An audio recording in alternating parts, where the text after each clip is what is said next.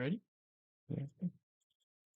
Hi guys, so hopefully everyone can hear us and we've got everything running correctly this time. So welcome to April's Track Talks. I've got Anthony with me again. Hello. Plan of today is I just want to see if before we get going, I just want to check that if anyone can actually hear us and we are working. So if anyone could tell us whether we're actually live, I'm just checking my phone just to make sure I can see everything there as well. So, yep, if anyone can verify we're live. Is anyone watching? So, anyone on? A couple of people there. Right, let's turn that down so I can hear them live. So I am live. It looks like microphones and everything are working. So that's the first. So we've got hopefully we'll get a few more people join us as we go through. So this month we're going to talk about Scalextric.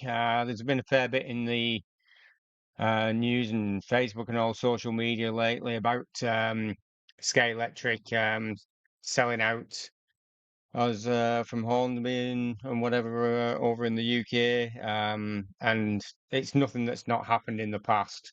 Scalextric has been through many companies over the years, so I thought, well, now's a good opportunity to do a little bit of a history on Scalextric, where it came from, how it all started. A lot of you guys might know this, some might not. So we've just done a little bit of digging online to find out the information. I got to say, I didn't know a lot of it myself, so it's been quite interesting looking up this information. So you will excuse me, because I do have a lot of it written out, because I won't remember it. So it's basically the origins of Scalextric was in around about 1947, when a gentleman called Fred Francis, who was an engineer, founded a company called Mini Models Limited, and that was over in London. At that point, that was tin plate toys, and wasn't until 52 when they launched a Scale X, not a Scalextric, but a Scale X range, which was clockwork powered slot cars. They weren't slot cars as such, they were actually wind up clockwork powered. So at that stage they weren't using electricity. So that was the very first start of it as Scale X. And that was basically, as I say, using a what they classed as a fifth wheel winding mechanism. And and that was instead of having to use a traditional wind up key, which a lot of the toys in the past had. So that's how it all started out originally. So it was later then they decided to fit electric motors to the slot cars, and that was around about the 57, 56, 57, and it was actually originally run on a railway train track.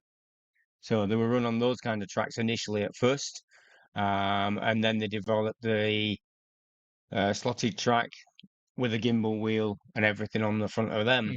Um, so that then, once they did that and it became electric, that's when it became Scalextric, which was basically the Scale X is what it was, and then because they'd gone to electric, Yep. they sort of developed it and put the name together as Scalextric. So that's where the name Scalextric came from originally. So quite interesting to how they got to the name Scalextric.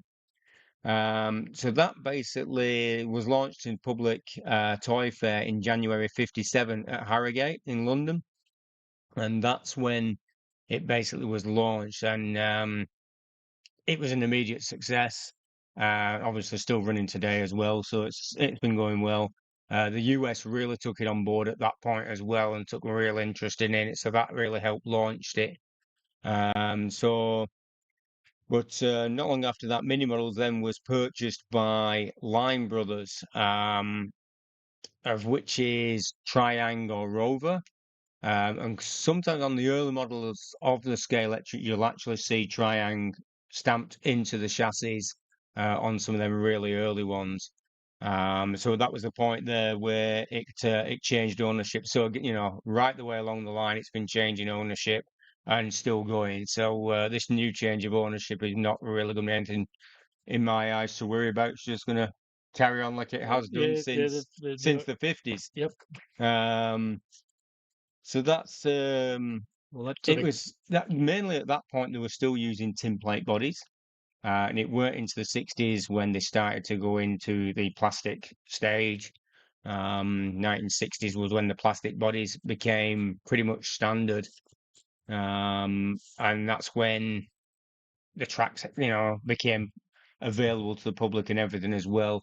So that's when realistically when Scalextric set off was in the 60s. We've got the plastic cars now, we've got plastic tracks and everything. And that's when it became available to the homes. So it was at that point, cars started getting produced. Anthony's been good enough to bring down a few early models of his that he's got. yeah. So I'll pass you over to Yeah, Anthony got a to run through a selection few there, and this sort of bits and takes us pieces we've got. into the 70s era of cars. There's a good old fashioned shoebox here. So it, these are just a bit of a collection of some of the cars I've inherited from one of my uncles who used to be big on this in his childhood. And my uncle Clyde's still about, and I think he knows I've still got these, but hasn't asked for them back. BRM there and a Formula One. A little bit dusty on boys. I'd give him a better wipe, but um, we're on that camera up there. So just to give you a bit of a closer look, this one has done some laps around the flat track here. I think I put a pair of Formula One silicons on the back of this. They're not original rears. No, they're not original rears at all. And you'll probably notice there's a bit of a mismatch in some of the wheels. I've got a box of all sorts of wheel rims and different colours and things like that, and a lot being aged. A lot of the tyres have cracked and the rims have cracked and things like that. So in some cases, you just got to try and find the best matches you can. Another Formula One style car there. It's obviously a much earlier Formula One. Nice big sized tyres on the back of that. I don't know. That's that one there. So these are you thinking sort of early 60s? These ones I think have been more earlier 60s. Yeah. And some of the Lamborghini and the Ferrari will get out here in a minute. Definitely 1970s. It's obviously fairly similar setups to what we see today. The motors It are, hasn't changed a great deal, has it? no, it's sort of In fact, I think that crown gear at the bottom back is still exactly the same, yeah, it may well be. So yeah, and we still can't get spare parts from. and there's just another Formula One. So yeah, a bit of a selection of those guys there. So these are pretty old, and what always gets me is that the motors just you put some power to them, and they just fire straight back up every time. It's quite amazing. I get guys coming in the shop all the time with little boxes and said, "Oh, can you test it to see if it still works?" And every time they work, we might Hmm. put new blades on. The tires are always pretty stuffed, but other than that, we tend to get them back up and running. Um, so yeah, so for anyone that's just joined us, we're just going through a bit of a history on Scalextric tonight. Early Mini there. This one's done some laps in Legends versus Minis. I have raced Yeah, that yeah, here in the early days. Probably haven't seen it for a little while again. It's some alloy rims on the back of that one, and they're a bit wide, but it gave it a bit of yeah. They're definitely stability. not standard. Not They're standard that definitely one, not but the standard. Mini's been a bit tall and not like to roll over, so that was something that was developed in the early days of racing here. Um, and these three, probably some of the favourites of the Ford. These guys, there's a Ferrari there and my Lamborghini Miura. Now, when I was in my 20s, I had this car, did quite a lot of laps on some plastic Scalatrix track. Um, and these guys have a slightly different setup underneath with the way the motor and the rear axle assembly come together. And I think I've Yeah, it's quite played with the different with that. guide Yeah, on that yeah. The one. guide looks I've made a modified, bit of an extended a extension, bit. I think by the look of that. extended it a little bit to bring it down. And I think these ones tend to have really loose front axles. They rock a lot. These ones I've just run some sleeves on that to try and tighten them up a little bit. But there's a variety of different back ends in them. Those axle blocks at the back, there's alloy ones on. There's the alloy ones there. That one's got a slotted gear in it, I think, from memory, and all the plastic. And those motors are actually kind of rebuildable in terms of the Just wonder carbon whether brushes. these just swap to the other camera at Yeah, all. maybe we can do that. Let's Bring another one in as well, and we'll just bring a bit of a view of them on there. I've brought it up to this one here, so hopefully that focuses up. But you can the carbon brush, it actually goes down into a slot in there, and it has a spring that pushes on it, similar to some other motors like the 16. 16D, the old Palmer 16D. Yeah, Yeah, yeah. yes, So kind of quite similar. rebuildable in a sense. If the brushes wore out, you could replace them. Whereas the modern sealed can ones are a bit harder to. Once they're gone They're in a way, gone. really. Yeah, Yeah, yeah. yeah. So we got the guys from Slot Car Hub there joining us. Yep, They are cool cars, aren't they? And that's the thing, Scalex's been around so long, and some of the cars are just yep. classics. But yeah, that one, the Lamborghini's probably one of my favourites. I've managed to keep it on there. I think it's original rims on the chrome with the 5-star pattern. That's not the original motor in it when I got it. I think that was the motor that it was in it, but that one started to wear out a little bit. And It's a good thing. I mean, you was running it. yeah, You're going to wear the motor out. You must have been using yeah, I it. must have been using it. It has Yeah. done a few laps down here, certainly back in the early days. Unfortunately, got a crack in the windscreen there, and I had to rebuild that headlight. I think that plastic piece came out at one stage, but yeah, I remember when it, in Mm. particular on the plastic track, it used to belt around quite Mm. happily and whatnot.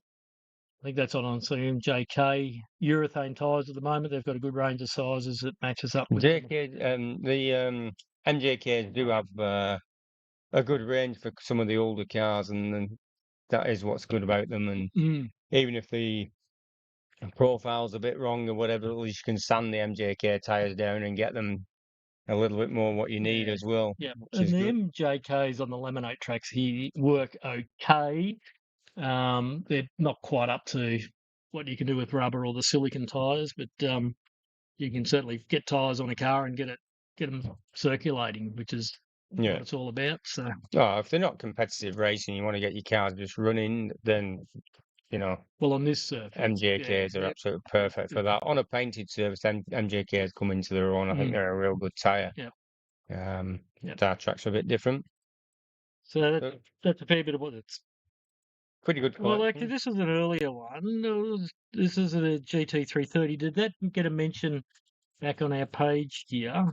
This one's missing a front wheel, so let's hold that against us. Come on, we've got to show the car. You're hiding it under the Well, bench. yeah, hiding it there. And this has got one of these open can motors with the rails down each side. I'm not rotating, unfortunately, but I'm not sure if you can see that there. Let me just.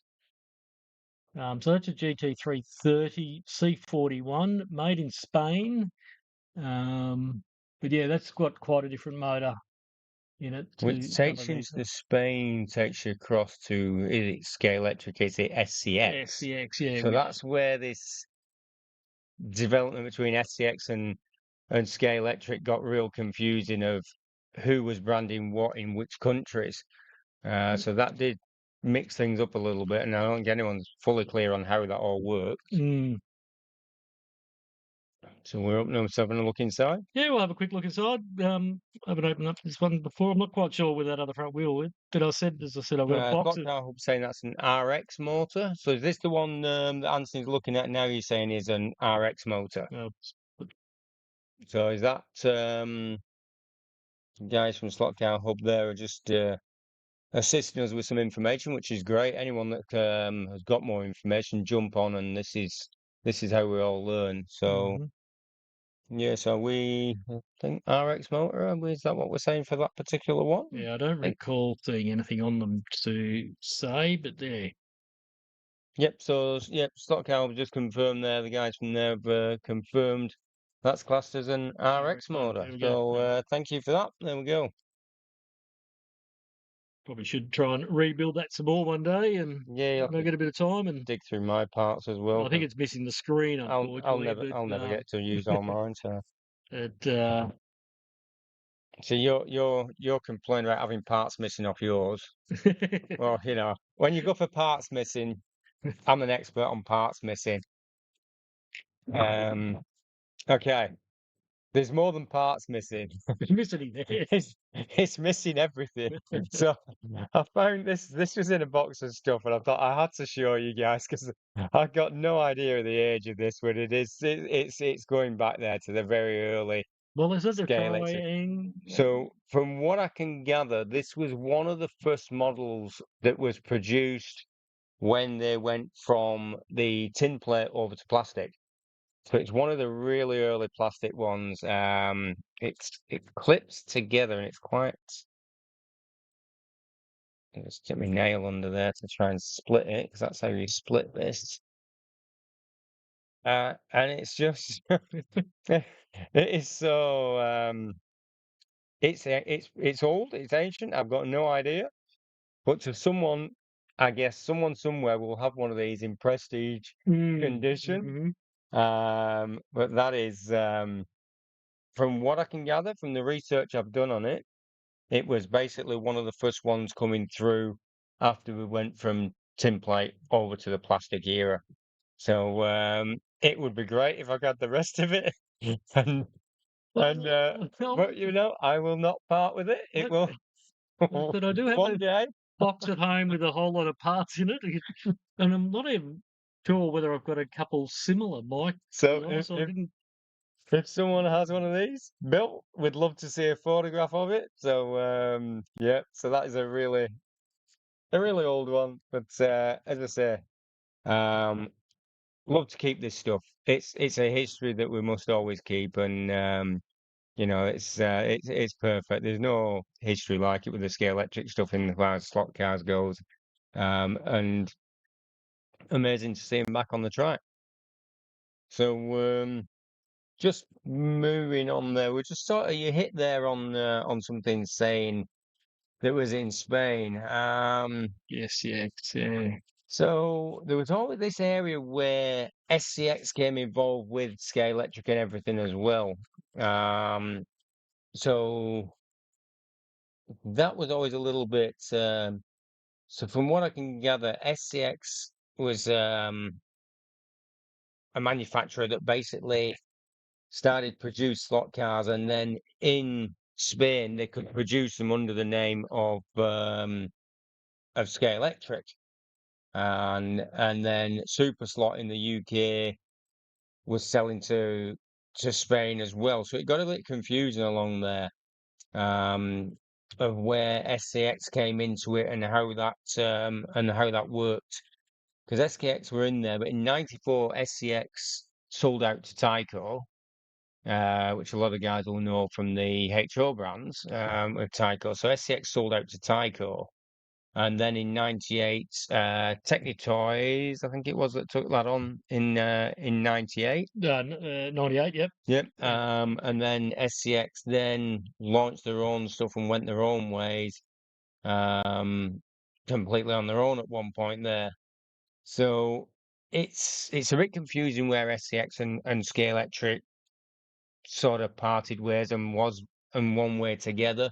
And it was split by territory from what I've read and what I've been trying to sort of research and find out about this is it's quite a mix up between SCX and Scale Electric and the way they've done things and the way it all split around. But SCX are still around today. And I think yeah, I think it was in 2013 or something. They reformed a new company back then and was taken over. SCX was taken over back then. But I don't, to my knowledge, I don't think they're still actually part of the Scale Electric brand. I think they're still both running independently, from what I know, but I could be wrong on that. But when we're talking SCX anyway, uh, one of our racers, we just had mentioned what we're going to do tonight, and he just popped out of his box at racing last night and went, "What about this car?" And he would have to have this car in his box. I'll put you on the right camera if you want. Yep. Yeah. So we're racing last night, and then suddenly out of his box, he just pulled this out. Why he's carrying it around in his box that he's racing, I don't know, but absolute perfect timing. So this is SCX, and so I did a little bit of research on this, and So it's a this Lancia on another page. Lancia Lancia, yeah, LC2, the LC2. top top tip jolly club. Yeah, so top tip, as in what the logo that's on the front here anyway, showing that. So that was somewhere 87 to 89 from the research I've done today. So this is on a Lexan body. It's actually kind of hard, but it's actually quite a thick Lexan on there. And have a look at the underside of that. That is just so different in the way it Well, all if you want, connects. I sort of remember some of the things Tom So pointed out to us. I yeah, can, so apparently the magnet is adjustable. I So think you it was can height adjust on the magnet. Yeah, yeah, so you can and height adjust the magnet to give you how close or far from the track you want the yeah, magnetism. he talked about taking the front axle assembly out and flipping that over. I wasn't quite sure what that did, but you can adjust the So you wheel. could flip that over. I think he was saying that could adjust your wheelbase for different bodies. Well, you can take that body off. So He just pulled it off. the body clips Unclip. in. Uh, Yeah, don't want to break it. I don't want to break someone else's car. he just He just pops it off, he does just he? pulled him out. Yeah. So this is one of our races. Tom, and that you want to try? Yeah, you can break it. Okay. Oh Yep. yeah. Oh yeah, just the Lexan So body yes, looks similar to what we saw in the Fleetsies. so It tells us that different the yellow was originally quite white, but apparently a they lot. all, regardless. Yeah, so quite a Um, bright pale yellow from what I can gather. yep. And then there was an adjustment to the front here. I think there's a wheelbase adjustment on this screw. There's obviously a number of screws back here as well. I'm in frame there. Yep. Yep. And yeah, he talked about the magnet being adjustable. Oh, that might be on these screws there. I think Yep. they'll set So the you can height adjust the height of the of the magnet and magnet. so how much magnetism you want in your Yep. track. Again, featured like the Scar Electrics. We've got the spring-loaded brushes that go in the front of the motor here. So instead of being inside the can, they're external. In fact, that looks the way that boss comes out is very similar to the Scar Electrics that we had in these guys. There's actually Yeah, it's a slimmer it's version. a slimmer version, but the boss there and Yeah. whatnot is Yeah, similar. which is where the brushes So are going yeah. onto the And armature. the other thing he mentioned on these was the rear axle. The wheel hubs are actually threaded on, Scans me, read. and you can change the Jump in. width because they've got a lock nut. And you want to show the Yeah, so alternative axles he had it for. actually comes with alternate axles as well for different gear ratios. Yep, and you can see the threads on the end there. Obviously, you can wind the wheels out a bit, do up the lock nut, and you can set your track width. So So listen, awesome looking car. It was yeah, great when I saw it last night, and it, we've got to make mention to it. floating like some of the Formula One cars. You know, the fly slots have that sort of floating left-right mechanism there Yeah, sometimes. But he it's not on the steering, but no, it didn't have any it's not on steering. the No, steering, it's but just it's that just float on the float left and there. right. But So the guide, I know it looks slightly damaged, but I'm pretty sure it was just a very short yeah, guide on there initially as well. I can't see it being a blade. It was more of a straight,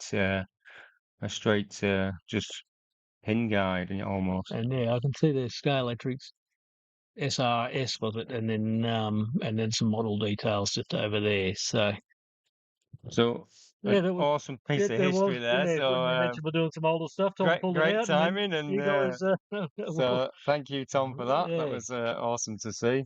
yep. And I'll worry about clipping that together off camera later on, I think. Yeah, and I'll put them Yeah, axles over there so we don't lose them as well.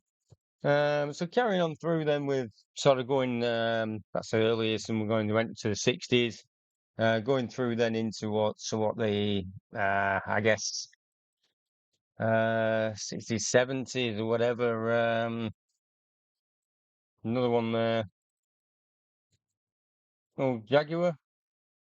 Am I on which camera am I on? sorry, well, we're No, back up to we're the back up here. back up there. Yep. Um, Sorry, I didn't realise you changed camera.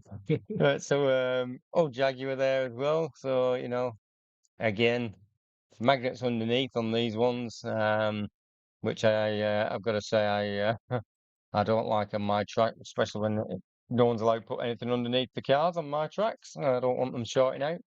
But there, old Jaguar there. So then other ones, this was an old favourite of mine. It's not really old anyway, it's getting on a bit later anyway. So I think this one, I think this is about 80s from what I remember, late 80s, 90s, I think this one was. But I've always liked that particular car, so just one out of my collection. Um, then what else I got that's my old favourite. This one is my favourite. So still in the box. I don't know if you can see that. It is Ford Capri with a Dukes of Hazzard flag on the top, the Confederate flag on the top. Now, it has been on the track. It's not been doing a lot of laps, but it has been on. But this one stayed in the glass cabinet at the shop. And there's a few people asked if they can have this and buy this, and it's like, nah, sorry, that one is is going nowhere. Well, yeah, so this is one of my favourites that I've picked up somewhere along the way many, many years ago, and it's travelled around with me from country to country, I guess. So yeah, so that's one of mine. So that's basically gives us a bit of a history in the background of Scale Electric and taking us more on to modern times. And look, there's a lot of cars, a lot of brands out there now, and racing has took another level up from Scale Electric in a way. Um, there's a lot of brands out there now with you've got your NSRs and your Revos and that they're not really made for the home track. That's not what they're thinking when they're producing them. They're thinking of producing them for racing, where Scale Electric is still looking around that family entertainment. And we race them, so don't get me wrong. There's no harm in racing them. They're set up differently. They're set up for that home track. Yeah, they're quite often following a Um, theme, and and they are a collector's car. We get so many people coming in here that have got no intention of ever putting the car on a slot car track. They don't own a slot car track. They don't go down to one. They just want the model car as a model. And the detail that Scale Electric now are bringing out, and other brands as well, is immaculate. I guess that takes us to the themes that they're doing, as well, in movie theme. some of the movie cars, and since time here, I've sort of gone on to collect a few of the movie cars. We all have our favourite movies from back in the day, and Yeah, so thank you to anyone that's joined us. We're just sort of going through a little bit of the history of Scale Electric tonight, and we'll probably go through a few tips towards the end of the night on what can we do to get improve the Scale Electrics, I guess, on the track, especially with changing them over onto running them on timber tracks instead of just the standard plastic tracks that they come with and they're made for. Bond cars last, but So here's all right. Which here we camera are we go. on? Whichever one you want. Some of us will remember the era where Batman was always popular and one thing like that. So one of the early Batmobiles there, complete with the flame out the back, and I did a little number on a car for Tom That actually. was Tom's as well, wasn't it? Yeah, he had that one, and I did the flickering flame out the back of it. Flickering LED flame out at the back. That looked cool when it went down the track, especially when we ran it on the night race. Yeah, Night race, yep, didn't we? yep, So that was awesome. yep. And that wasn't quite the one I thought I was going to pick up. What have we got? While I was on Batman, I had another Batmobile there. This was a much later one. We jump around here a little bit in here, but yeah, much later Batmobile there. But they do some really fantastic reproductions of cars that are kind of iconic and in movies and things like that. So, And this is it. They are collectors' cars, aren't they? A lot of them. yeah, You know. some of us will remember David Hasselhoff as Michael Knight, and of course, Kit, his companion. And this car was so futuristic at the time. Yeah. It's so long ago now, but anyway, longer than I care to admit, but I did watch it. Knight Rider, so that's Yeah. Kit, which was, of course, I think that was a Sunday afternoon in the UK that was on. That's, well, yes, probably nearly on the days of turn the dial on the TV. Those channels. showing your age now. Yeah. Oh, I do remember when I was in my 20s, the remote control was a stick and the TV had push buttons, so you Yeah, from that's the it. couch you could. Yeah. Anyway, we digress. Um, of course, a lot of us will probably know the Blues Brothers. Yeah, classic. They've got absolutely classic cars with the Dodge Monacos. But yeah, it's the reproduction of these cars. They really do put some effort into producing cars that take you back to the movies that you've watched and whatnot. And of course, Yeah. the Blues Brothers is just not It complete no, without those the cars. other There's side so of us of many of it. these Yeah, yeah. cars I crashed and bashed in that movie. It wasn't funny, so it was fantastic. So I was just actually watching some highlights of the Bandit. Has it ever done the Bandit car? Or Bandit car. No, I've not seen it. not that one, right? All right. So Scale Electric, but smoking the Bandit car. Yeah, Has that's it been produced and we don't know about it? and of course this one. This is a massive car actually. And it's big on. It's done a couple of laps just to demonstrate on the track. But That yeah, is huge. it's a huge car, bright pink. It's got a presence. But the Fab one with Lady Penelope Yeah. and Parker the driver. I hope you can see that there, and it hasn't blown out And too the much. guys But there saying that his son got the Knight Rider yeah. car last year. There's a lot of people who've got it, and they did a few different ones. You got the Knight Rider. I think there was two versions for that. No, The okay, Knight yeah, Rider. There was yeah, Knight Rider and the other version of it. yeah, I think right. of something from that movie. Not sure, but unfortunately, we probably can't power this one up. But it does have the scanning lights in the front. Yeah, So we probably all remember that. yeah. Going Um, across. it, and it does work. Does it look like him? Does it look like? Does it look like Dave? Well, I don't think it's got the hair. Yeah. Does it look like David Hasselhoff? Anybody remember? Oh dear. But yeah, they've And done some then classics. yeah, and then there was quite a number of these big movie series. Well, all right, we'll mention this one quickly. The DeLorean, of course, Back to the Future. And that one, there's several versions of. I think is Yeah, there three now? it could well Three be. versions Yeah, of the yeah. So they've because re yeah, uh, Kit and Car.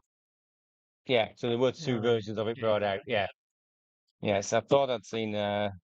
Thanks, guys. I'm not going crazy. I thought I'd seen another version of that one. and then all these guys, of course, out of one movie franchise. One movie that's been going on for decades. Are you going to do them in date order? Well, I'm joking. That's all right. I'll try, but I'm not sure I can't remember. But I remember watching all these James Bond movies, and that's obviously within the Bond movies. Um, they were used to be distributed on 16mm film, Yeah. and it would come to the school for a screening at the local community centre. And given they come to the school and I had a parent who was a teacher there, we had early access to watching the James Bond movie on the 16mm projectors. Uh, And we would cycle between about three different houses over time, and we'd have our viewing of James Bond on the 16mm film in the private lounge rooms, and then there'd be an evening in the local community centre. So I go back a little way with all these James Bond movies. So that's the Hornet. The Hornet, um, the Lotus Spree. I think the Lotus is a later one, and I'm not. Yeah, not quite in camera. Yeah, Lots their spray. the Lotus Spree. Of course, the one that could go for a drive underwater. No, that's just deadly on the track, isn't it? And I worry about the wings being broken off when you crash. Look at it. Yeah, that's it'd be an interesting racing with somebody else. But then look at that; it's absolutely fantastic the way they tucked all the wheels up inside that. That yeah, so we can get a bit of a picture of that for those that have Yeah, never seen that one. Yeah, that is fantastic for a slot car. Look at that. yeah, this was a Uh, Mustang out of Goldfinger, and then there's two. I thought you had the silver one up in the box. You've got your yep, box there. yep. Um, Mustang there. That's a Goldfinger car. Um, and the recent 50th anniversary, I think, of the movie Goldfinger, of course, the gold-coloured One that they brought DB5. out. Yeah, that was pretty bright. Yeah, that's very Everyone notices that one on the show. It's a bit of a love it or hate it colour, I've got to yeah, say. it's an interesting one, but It's and of course it wasn't that colour in the movie. They've done gold for no, the 50th anniversary. It was silver in the movie originally. So that's all of the Bond cars, and yes, I yeah, think I've got yep. my box. Another one in my collection that just stays in the cabinet. It's a little bit dusty on the lid. Have it open there in the cabinet. So there's the other one. And I think, is this the one that, look at that. I don't know, I missed that. Well, yeah, I don't think this gold one does that, does it? So am I getting on this on camera? It's got the little button at the back. And like somehow, I can't remember on the movie what that was for, but I'm I was sure going to it did say somewhere. something. I'm sure that was. So yeah, so that little flap there at the back just locks down, and again press the button, up it comes. So yeah, so that's one of them. And got his license card and everything in the box. So again, just awesome amount of cars that Yeah, Gay Electric are bringing out yeah, over the years. And you know, love or hates plastic slot cars or whatever, you've still got to appreciate the range that they've been done and how many years they've been going and they're still going and we're still bulletproof shield. That's what it's called. yeah, Like, yeah. that makes sense. Yep. So awesome. So it's just it just goes on and on the range that they're bringing out, you know, and you've got all your cars now, you know, your track cars and all that, and your Group C cars and the rest of it that they've brought throughout the thing, which we tend to all more lean towards For when we're racing, racing yeah, on yeah, the tracks and stuff. But you know, you can't forget yeah. all these ones here, and Olympic cars, you yeah. know, yeah, whether you know you'd race something like that, and how long are the skis going to last? Well, saying that you're supposed to, I don't know, you're supposed to keep the cars on the wheels when you're racing on Yeah, the true. track, Yeah, but they're generally quicker. yeah, I see quite a lot on the roof, so. But so I just wanted to run through some of the history of Sky Electric, of the cars, the changing over from company to company that's done through over the years, and we're going through another transition apparently at the moment.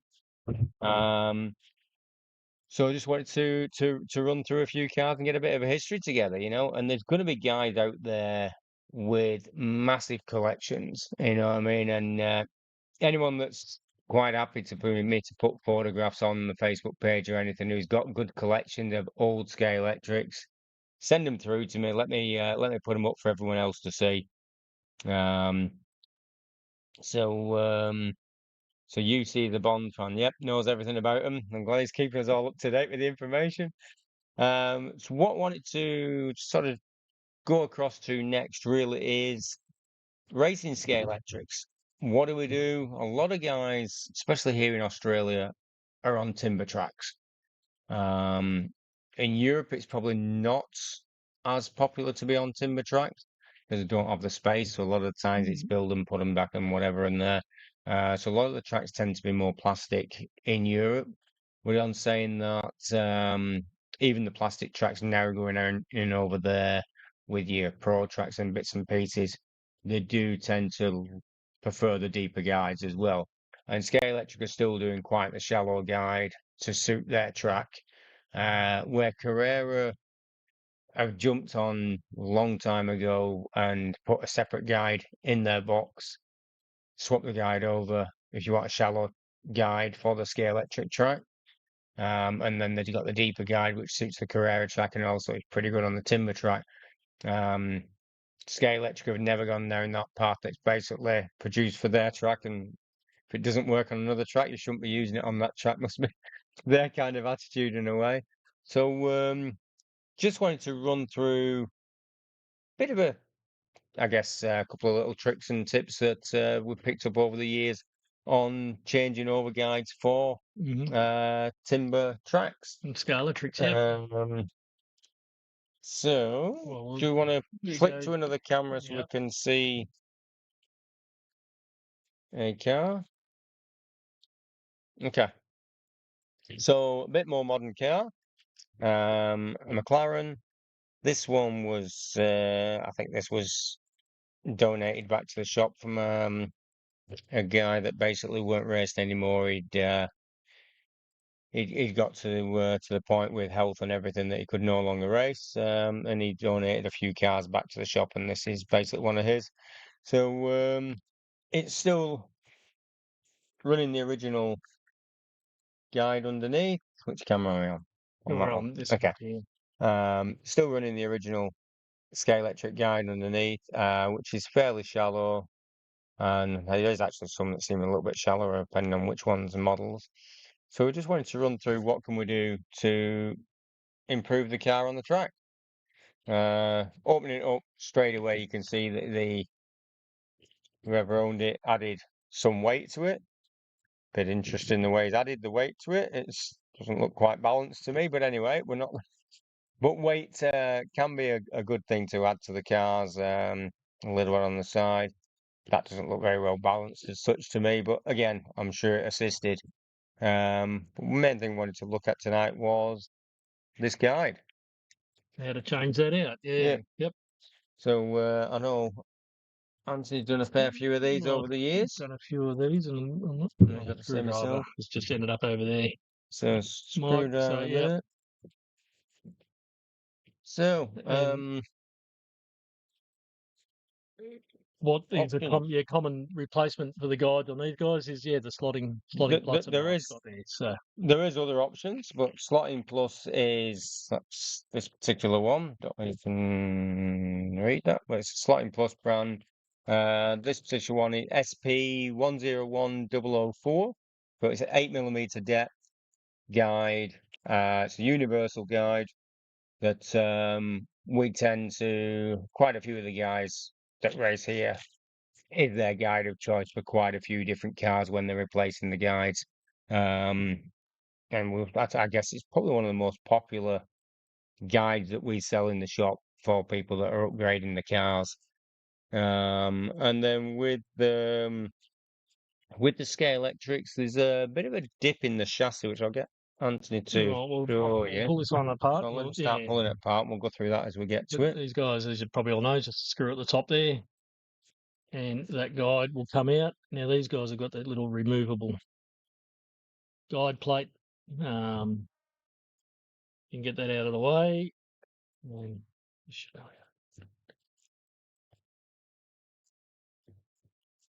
so that just comes forward and unclips, and then obviously you can take the metal.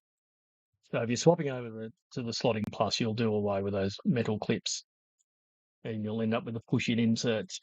So as Mike mentioned, there is a dip in the chassis just here, so it's not level front to back. You've got that insert. Now that obviously makes it fairly hard to put a normal guide in there. But there is a solution, a 3D printed product, I believe. So these are quite popular. This is you guys have used them from CG slot cars over in the States. So this is basically an adapter that can be used for modifying these guides. I've got one there. One there. Yeah. I want to sort of show you. So it's a little triangular shape. similar to the triangular shape there on the chassis of the car where the guide goes. Yep. Now, based on a conversation earlier, there's a couple of different ways potentially to fit these in. Um, Obviously, these pieces come in different thicknesses to suit the depth, so you can level out what's going to become the guide Yeah, bearing surface level with the bottom of the car. Now, obviously, you can take this flat, and in which case that will mount in. I know I've got that upside down there, but if that was flat, that would give you a flat yeah, surface. You take that sort of boss off. The other way of going about it is to drill out the hole here to accept the that. round part of that and then mount it in that way. Okay, yeah, Mount it in that way. And that would then locate into the hole. It won't be a lot of material thickness left there, because but there's there's not a lot in it, is it? It's no, quite there's not. thin, and I guess you've got to just be careful you drill Yeah, that out yeah. central. Yep. And then that will go in and glue in place. Then that gives you a surface to then mount the slotting plus guide, and we've got one there. And essentially, you'll end up with that, and then that into the car that way there. And you can sort of set your guide height with the different thicknesses of base Yeah, so plate on. they come in three different thicknesses on that, or you can actually get a pack that's got the three different thicknesses in, like a mixed pack. Yeah. Yep. And they tend to work pretty good for allowing us to just adapt these guides and get a deeper guide in there. Yep. So they work really well. Then you've just got your traditional holes and slot arrangement here for your wires to go in with the little ferrules, the push-in pieces. I'll just push in like a lot of Yeah, the other so systems, such as NSR and these, I'll just empty this pack out. So these Slotting Plus come with two guides in the pack. So they're not bad value, $10. Two guides in the pack, screws that go on the top, and then the little ferrules there. Now, the only thing I find with these, especially if you're not changing your scale electric wires, I find they're quite thin. And when they're dropping them into this guide here with your wires, I find they're quite loose. And I tend to not use these ones, and I'll get a heavier one. To put an example of somewhere. So let's go into my little box of parts. Somewhere I should have them. I saw them earlier. Where'd they go? probably There they are. hiding Yeah, in they are. plain Yeah, sight. yeah, yeah, Yeah. yeah, right in front of me. If I can put this open.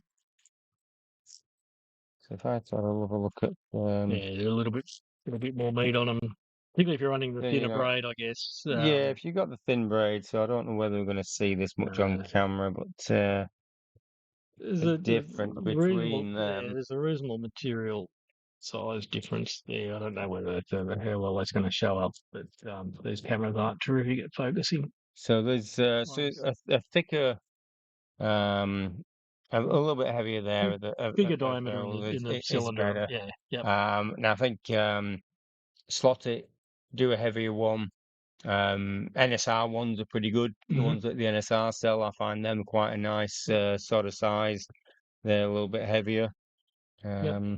So yeah, so that's yeah, just my take on it. I just find them a little bit Yep. loose in the guide. And the other good feature with these guides is they have a lot of length. There's no way you'd ever run them that, but if you need a guide that is sticking more out to the front, you can obviously chop off more of the back and leave it extended to the front, or vice versa, chop the front off and leave more of the Yeah. tail. But yeah, I've seen some people think that if they leave them nice and long, it's going to be the best results. But in on tight corners, it possibly will not actually go. It's not just that you're marshalling a car and they've got the guide on that length.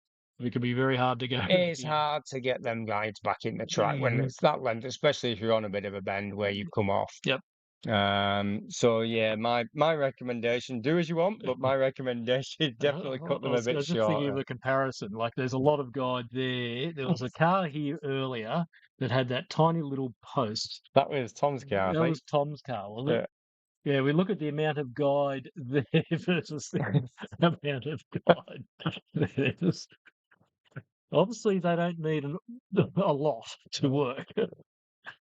So Yeah, don't they chop them back. Yeah, you can get rid of the majority of the front and leave my some my in the sort rear. of But yeah, personally, I leave two lines on.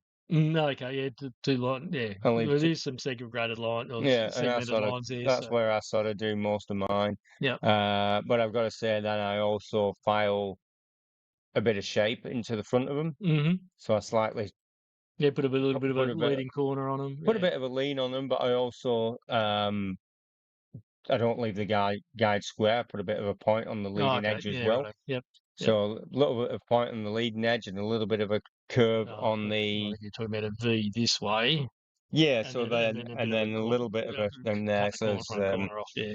yeah. So it's just in case there's a little bit of something in the track, that little bit of a leading edge can make you ride over it rather than flip your car. Yep. But yeah, So but a really versatile guide. Yeah, and you can very adaptable and makes it very easy to set up into different cars, chassis. Yeah. yeah, great way of getting a deep guide into a scale electric car. So and as Anthony said, you no longer need those clips and whatever Yeah. there. Okay. You might. Just got to be careful. There's not a great deal of length of wire there. So yeah, Mm. just don't cut them too short, or you'll be chasing that back and replacing the wiring further Well, they down. go back into the. Yeah. Yeah, obviously, if you So want to retain the lights, you sort of need to retain the scale electrics system. If you're not too worried about the lights, obviously you can just run your own wires straight to the motor. back to the motors. So Yeah. And the lights don't take a great deal of power away from the car. no, particularly the You modern know, LED lights, they're very low now powered. So nowadays they're yeah, so much better. They're not taking yeah. that much current as others. hmm So And when we do things like the night race and things couple like of that, guys they look. there saying double up the braids in the slots as well to fill the slot, Yep. which is another way of doing it. hmm Um, so yeah, you can put a double on there on the braids Yep. if you like. Some saying yeah, use a rat's tail to file them out. Yeah, I tend to get a nice smoother one with a drill personally, or whatever, or a reamer. hmm But yeah, the rat's tail. You just got to be They do take probably. your time and do them Yeah. steady. Yep. Is the thing with all of it, you Yep. know. There's no rush. You Mm. know, it's a bit of plastic. It's going to cut away fairly quickly anyway. Don't rush it and then stuff it, because then you are in for some major repairs if you completely stuff that section where the guide goes. hmm So that was pretty much where we sort of went through tonight. So just like I say, a bit of a history on let's look at the cameras back. Yeah. Yep. I'll go. Bit of a history on the on Scale Electric, where it came from, where it's been over the years, swapping from company to company, the development of Scale Electric over the years as well. Obviously, Scale Electric now is going down the path of digital. You know, such as some of the other brands like Carrera and that as well, and you know, a lot of digital's been around a lot longer than some people realise. With Scale Electric, Ninko is another one that's had digital around for quite a long time. You know, you've obviously got your Carrera, which everyone tends to know about when they think digital as well. So slot cars definitely still developing, still moving forward. Carrera coming out with new things all the time as well and taking us to the next stage. You know, we've had the Carrera cars, we've had the hybrid cars. There's new stuff coming through from Carrera again now as well. That's not digital, not hybrid. It's different again. Um, you know, the so that's coming through. There's a new generation of digital Carrera track coming through as well, I believe. I don't know whether it's this year or next year that's coming through, which I think maybe a bit of a combination of digital to analog. Okay. I've from rumors I'm hearing, and they are just rumors, so don't quote me on it. It will have the availability to flick over to analog without any modifications. So that's I think is a real good move from Carrera if they can do that because that always been has been a sticking point for people not wanting to get a digital track. Because what about all my other cars that I've got? Mm. I don't want to spend $50 putting a chip in every single car. And so if that is the path, and that's what I'm hearing that Carrera are going down, that's definitely a good move. But for tonight, I think that's pretty much covered us for Sky Electrics. So it was just something a little bit different, a bit of history, a bit of fun seeing some old cars. Yep, for And sure. thank you, Yep, where it's all Anthony, come from. for bringing all that, bringing all them out, and good excuse to get them out of the box and show them anyway. Hmm. And yeah, like I say, anyone's got pictures of cars and stuff that they want to flick through to the Facebook or whatever, and they're happy for me to show them publicly, would love to see what cars are out there. Some messages there. I'm heading up to Lemon Tree Passage over Easter. What are your track hours over the weekend? Oh, I'm going to close if you're coming. No. We are open Good Friday. We're going to be closed Easter Sunday. So we'll be closed Sunday, Monday, Tuesday. Basically, we'll be closed, but we'll be open Good Friday. So Wednesday, Thursday, Friday of next week, will be 11 till 4, and then Saturday and Sunday 10 till 4. And as I say, this weekend, which is the Easter weekend, we are actually open Good Friday because we're racing Friday night, flexi racing. So hopefully we'll get some guys down for the flexi racing on Good Friday night, and then open Saturday, and yeah, closed Easter Sunday. Bit of family time for the day. So yeah, look forward to seeing you over the weekend. So again, thank you, Anthony, Well, for thanks, Mike. everything, Thanks and very much. we'll spend the next 3 hours putting all these cards away. So we will see you again. What we in? April? April. It's in May. But No, no, no, no, no, maybe not. no. We won't have one. Um, unless you want to do it on your own, I won't be here. Oh, well, we'll see what happens. No, I'm actually going to go away for a few days. So and that will be at um, yeah, beginning of Yeah, May. okay, you did mention that. And for those that do race here, don't worry, we will be open, is I believe the Yes. race nights. Yeah. So me and the missus will be taking a bit of leave. And the Tuesday night racing is definitely going to be continuing. Anthony's going to look after that. So thank you again, Anthony, for that. So our Tuesday night will definitely be continuing. Flexi racing is to be confirmed yet. We just got to work out who and what and whether that. I think there'd only be one night they'd miss anyway there. But yeah, so yeah, racing will continue, but it looks like we may not have a track talk in May if I'm away. So my apologies for that. But we'll catch up the month later otherwise. All right, thanks again, guys. Thanks for everyone that's been on board, and thanks for all the comments. And yeah, and it's been good to chat with you guys, and thanks for all the extra information. We will see you again soon. Right, Thanks, guys. thanks. Bye.